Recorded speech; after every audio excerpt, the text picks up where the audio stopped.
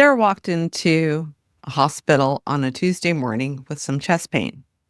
At 67, the grandmother of four expected the usual workup: EKG, blood work, maybe even an overnight observation. Her daughter Maria was by her side when 6 hours later, something very unexpected happened. Her doctor approached them with a gentle but serious conversation. "I'd like to talk to you about Sarah's preferences for future care." Well, Maria was confused. She came in for chest pain. Why are we talking about future care? What Maria didn't know was that an AI system had been quietly analyzing her mother's data, not just from this visit, but from patterns from her past medical history. And it had identified something that traditional clinical assessments had missed. Hi, I'm Teresa Yunkin. I'm a health informaticist and an AI strategist. I've trained executives, led AI pilots, driven national conversations on fire and interoperability and governance. So today I'm sharing how machine learning classification is changing the conversation between patients, families, and healthcare teams, and why understanding this is crucial for your teams. 3 months after that conversation, Sarah passed away from complications of heart failure that her initial workup hadn't detected. Now, Maria's words, and these are reflective of my own words that I remember saying during my late husband's illness, is those early conversations with the doctors were probably the most meaningful gift I've ever received. So instead of scrambling to make decisions in crisis, we had time to talk about what our loved ones really want. We arranged for home hospice, we gathered our family, and we actually were able to honor their wish. This story illustrates something profound happening in healthcare. AI is helping clinicians to have more thoughtful, timely conversations with patients and families.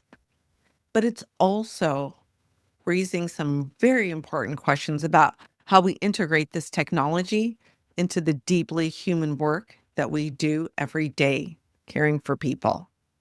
Today, I want to talk to you about machine learning classification. Doesn't sound very sexy, but like these are the nuts and bolts behind the scenes that are going to help clinicians use AI to provide more personalized, proactive care. So let's talk about what happened with Sarah in both terms that, a patient would understand and a clinician can understand. All machine learning classification it's just pattern recognition at a massive scale. So it'll look at data from thousands of patients and it can identify patterns that might predict some future health outcomes.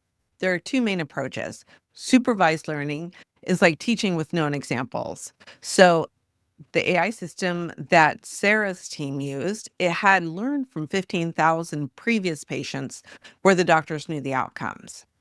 They knew who lived, who died, what complications happened. It learned to recognize patterns in lab values, medications, vital signs, and these often precede serious health decline. The other type of classification is called unsupervised learning.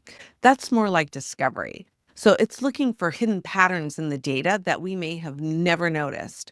Like it can identify a group of patients who may develop a certain disease months before symptoms appear. The key insight here is this is not about replacing clinical judgment or human connection. It's about giving clinicians additional information to have more informed conversations with patients and families. Now, let's be honest about how patients really feel about AI in their healthcare.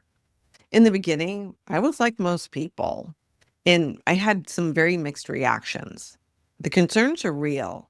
So there was a study done, and out of that study, 52% of the patients prefer human-only medical decisions. And this is why they weren't more accepting of AI in healthcare. They're afraid of losing personal connections with their doctors. We've already lost that attention to EHRs. They've seen it. They've experienced it. We've seen it. We've experienced it. They're worried about computers making mistakes about their unique situation. We can say that we've trained it on 50,000 patients. At the end of the day, patients are like, what about me? I'm unique. I'm me. And lastly, not everybody understands how AI reaches its conclusions. That same study shows that when the doctors explained how AI supported their clinical reasoning rather than replacing it, that patient acceptance raised to 78% of patients feeling good about having AI used in their healthcare. Why? They understood that their doctor was using every available tool to help make decisions to help them. Maria's perspective did evolve. At first, she was angry about that computer predicting her mother's future. But when her doctor explained that AI helped her to see the patterns that led to this more earlier conversations and that it wasn't the computer making the decisions, Maria said it was giving my mother's doctor better information to care for her. We all know patients don't need to know the algorithms.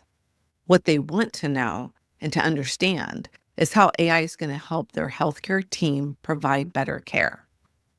All right, let's look at two real world case studies. The first one's out of Mass General, and it was around ICU prediction. They had emergency physicians train the AI system on 180,000 patient cases to predict who might need intensive care within 24 hours. The system learned to recognize patterns because the physicians were tagging certain lab combinations, vital sign trends, and medication responses. They were able to achieve 85 to 90% accuracy and often catching patterns before a traditional clinical assessment would have done alone. As the research keeps coming in, it's consistently showing that successful AI implementations preserve clinical autonomy while providing additional data to inform decision making. The goal is clinical decision support, not clinical decision replacement. Now, another study that I'm going to share with you is around unsupervised learning, and that was done at Mount Sinai. So the researchers analyzed 700,000 patient records without looking for any specific outcomes. Instead, they let the AI find natural groupings of patients that had similar patterns. This is phenomenal. The system identified patients who shared a combination of symptoms and lab values. And those patterns predicted autoimmune disease development 6 to 18 months before normal conventional diagnosis. What does that mean for your patients? Potential for earlier disease detection, interventions before irreversible damage occurs, and more personalized prevention strategies. Studies are showing that earlier detection programs that are using AI discovered patterns can lead to intervention months before conventional diagnosis. And that is potentially preventing irreversible damage in conditions like autoimmune diseases. Now, everything is not rosy. You and I both know that because both patients and clinicians have legitimate concerns about AI in healthcare. And when we address them openly, it builds trust. So when AI gets it wrong, clinical judgment remains essential. AI can provide you the patterns, but doctors can provide the context and individualized care. We know that some AI systems perform differently across demographic groups, and this is why we need to continually train our models with more diverse training, and we need to continue to do ongoing monitoring of our models. When it comes to privacy and data use, patients want to know how their data is being used to train these AI systems. Well, it's up to us as organizations to provide those transparent policies. And we also need to give patients control over their data and build trust. Now, the future in AI healthcare, it's not about technology replacing human connection. It's about technology enhancing the conversation and the care that happens between patients, families, and healthcare teams. You know, Sarah's story, it shows us potential. That AI pattern recognition system helped her doctor have an earlier, more meaningful conversation with Sarah and Maria about care preferences. And if you've ever been there, you know that time is precious and you want to use time in its best way. Here's some tips for patients. Don't hesitate to ask about AI tools in your care. Understanding how they're supporting your healthcare team can help you to feel more confident in the medical decisions that are being made for you. For clinicians, embrace AI as that tool that can help you provide more thoughtful, proactive care while maintaining that human connection that is central to healing. So I got a question for you. Patience. For those of you who've seen like the new ambient listening, so the one where the room's listening to your conversation with your doctor, or maybe you've had the opportunity to see AI used in some other ways in your healthcare, how do you feel about that supporting your healthcare decisions? And if you're a clinician, how are you integrating these AI insights into your patient conversations? I would love to hear. Drop them in the comments because we need to learn from each other's experiences. Thank you for joining me. This is our 12-week summer series. Subscribe for more thoughtful explorations on how technology can enhance patient-centered care. All right, guys, I'll catch you here again next week on the flip side. Subscribe, ring the bell.